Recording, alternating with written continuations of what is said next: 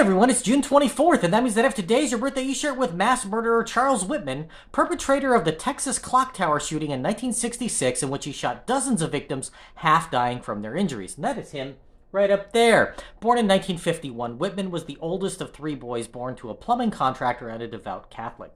He grew up in Florida and was subject to heavy criticism and beatings from his father, a former orphan who was a perfectionist and demanded the same from his sons. Whitman had some remarkable accomplishments as a child, mastering the piano and becoming one of the youngest Eagle Scouts in history. His IQ was tested at genius level and was a popular student in school, but the only thing that his father praised him for was his expert-level marksmanship with a rifle. In 1959, he joined the Marines to get away from home, qualifying as a sharpshooter in boot camp, and eventually earned a military scholarship to the University of Texas to study engineering while still on active duty. He met and married a fellow student, but his grades weren't up to par and he returned to service as an enlisted man, being discharged in 1964. Whitman returned to the University of Texas in 1965, and his mother joined him in Austin the next year after leaving his abusive father. He began seeing a psychiatrist for feelings of rage and violent impulses, and it was posthumously discovered that he had a small brain tumor that may have affected his behavior. On July 31st, 1966, Whitman typed up a suicide note expressing that he felt that his physical body was affecting his mental state. After midnight, he went to his mother's apartment and rendered her unconscious before stabbing her in the heart, then returned home and killed his wife while she slept. According to his suicide note, this was done to spare them from the sure embarrassment his next actions would cause.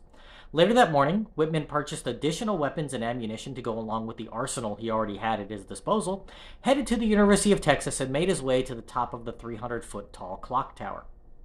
He bludgeoned the receptionist to death, shot and killed two, and wounded two others who were climbing the steps on his way up. Whitman went outside to the observation deck and began to fire at the people below. His first shot was through the belly of a pregnant student, then killed her boyfriend, and started a rampage across an area the size of 5 city blocks. Police responded as he was firing hundreds of bullets, engaging him in a firefight from the ground. After 90 minutes, they were able to scale the tower and shoot and kill Whitman. Including his wife and mother, he killed 16 and wounded 31 others, plus one victim who died 30 years later due to the injuries suffered that day. Whether his tumor caused his actions or if Whitman was just a psychopath is a question we'll probably never know the answer to. If this is your birthday, hope you have a great day. Leave me a comment so I can wish you a happy birthday. If you know somebody whose birthday it is today, send them this video so you can find out all about their birthday twin. And to Charles Whitman, I say, happy birthday, you bastard. Charles Whitman killed 12 people from a 28-story observation tower at the University of Texas, from distances of up to 400 yards. Do any of you people know where these individuals learned how to shoot? Private Joker. Sir, in the Marines, sir!